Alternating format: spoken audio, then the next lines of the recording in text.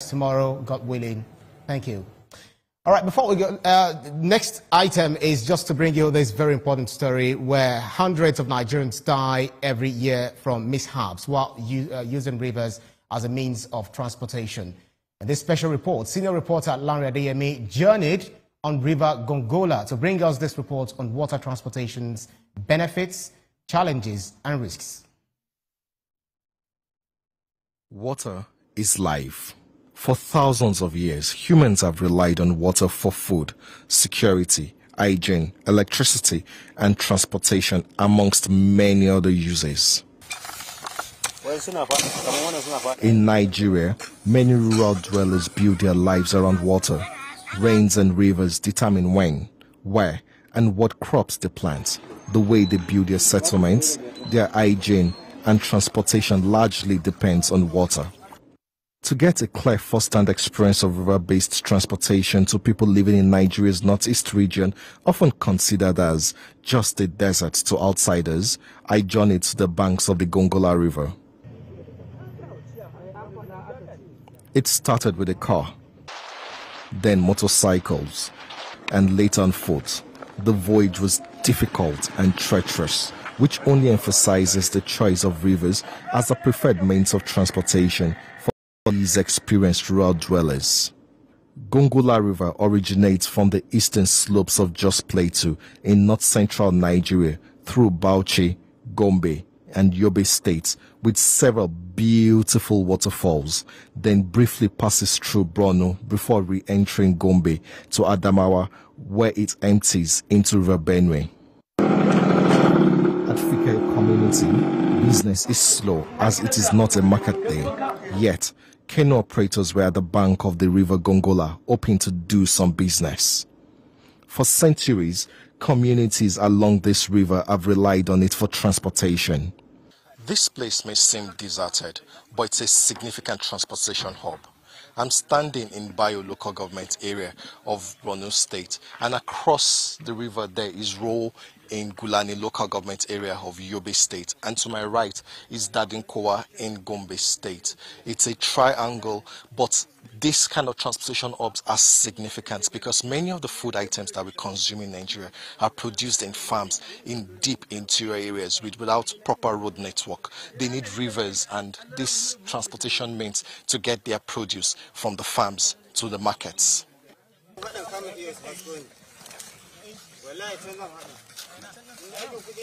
Lawali Usman does not have a formal Western education, but he is well schooled in the way of water. He shares a glimpse of life at the edge of a river. I've been doing this work for about 30 years now. This work is what gives me what to eat and drink. We see things on the job. Sometimes we come out to work and there's nothing to do. The wind and other things hinder us from doing work. It could really be difficult.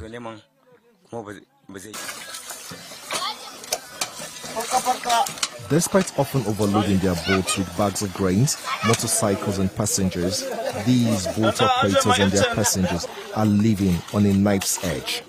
Without adherence to any rules or safety precautions, they are just an incident away from a major disaster. Another operator explains that in almost 30 years of engaging in this business, he has never used a life jacket or met any government official educating them on the rules of water transportation. Though there have been no loss of lives around this axis in a long time, they have experienced several close calls. If your vessel can take up to 50 people and it is windy, we would advise you to reduce the number to 30 people. We here at the river bank, this is where we get water to manage our homes. I have been working at this river bank for about 15 years and I am over 40 years old now. We are looking for intervention from the government because of how the work by the water is. Safety here is no good, so we are urging the governments to intervene and give us life jackets. I went in search of the famous boat builder, referred to as Serikin Ruwa, meaning king of water. He does not have a boat under construction at the moment, blaming it on the high cost of timber, yet He explains the business of boat building and the dangers of cutting corners. The small one is 150. Okay. The big one is about, according to one you want. Okay. Even that is 3,000, 300,000 or 250, 280, based on. Anything that you do, if you work it very well, you will save. The National Inland Waterways Authority is responsible for approximately 10,000 kilometers of navigable waterways. It is also responsible for regulations and enforcing standards. The agency is meant to work with river basin authorities to promote commerce and ensure safety. Passengers and operators say they are not aware of their existence nor felt the agency's impact. Hundreds of lives are lost in boat mishaps each year. Only a few are documented. We try to enlighten the water users and including the boat operators to always obey the rules of activities on the water. One of such is usage of life jacket, sand bucket, paddles, life buoys, and many more. Traveling not at night. No life jacket, no travel again. If you don't have the safety jacket, you are not expected to travel. And also we have our marshals, which have been recently inaugurated. So always monitor the activities of the boat operators at the loading bays. So they are always there to ensure that these rules are adhered to. Back to the makeshift port to take a boat ride from Bayo local government area of Borno State to Gulani in Yobe State. Our bright orange life jackets looked strange to other passengers and boat operators. I insisted they try it on. Only one brave passenger and a middle-aged boat operator agreed. Others would not trust what they know nothing about. Though wearing a life jacket, I was scared as a narrow boat sailed on the wide, choppy river.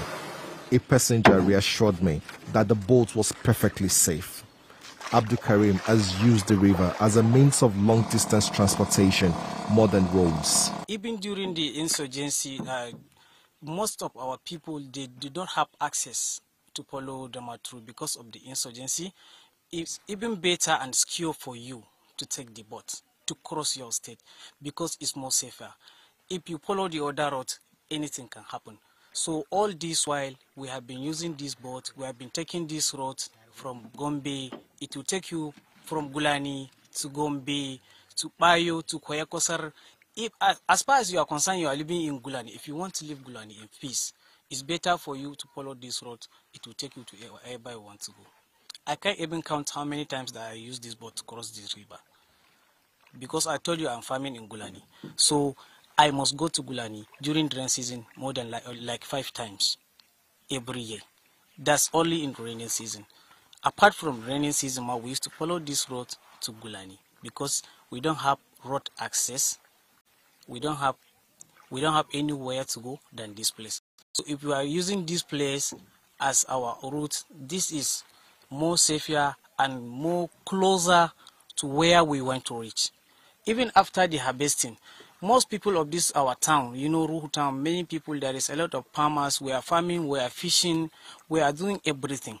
So after the farming, we use the boat to carry the goods, take it to market. If we want to buy some materials like the other things to use, we buy it from Gombe. Fertilizer, chemicals, and the others, and the food stuff where we don't have it here. We bought it from Gombe and use the river boats and take it to our people. That make our life difficult. People are suffering because of poor road accessibility. They don't follow any routes. There was a time that I even come here, we even overload. Some people say that, hey, wait, we are going to drop. Some people reduce from the boat. And there was a time I was thinking that the boat was even break, man. As we just enter, thank God we are not in the middle of the river. We just onboard it, so the boat can't break. So people have to reduce the goods. And you see this boat, you carry like bikes, maybe like 8 bikes. You carry like maybe 20 to 15 bags of rice or maize or sorghum, and you carry people more than 20. On one boat? On one boat. Eight bikes? Bags of food? Bags of food. 20 people? And 20 people in one boat.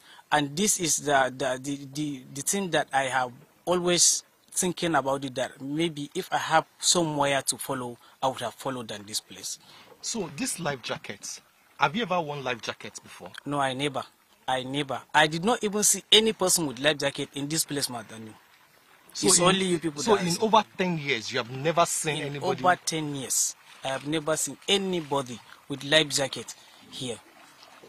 Water transportation has been in existence for centuries, but it's far more significant in a place like Nigeria, where many of the food items that we consume are from these communities that do not have appropriate road network, but rely on these means of transportation to move their produce from their interior communities to the major markets and towns. These operators and their passenger do not know the rules of water transportation, and they do not have access to protective gear such as this life jacket. It's important that the government at all levels get involved in educating these people about the rules of water transportation, and also providing essential life-saving jackets such as this to preserve both our food security and the lives of the people. From the border of Gombe, Yobe and Borno State, Lanre Adeyemi, TVC News. Interesting developments, especially talking about safety and all of that. But it's time, let's take it to Olamide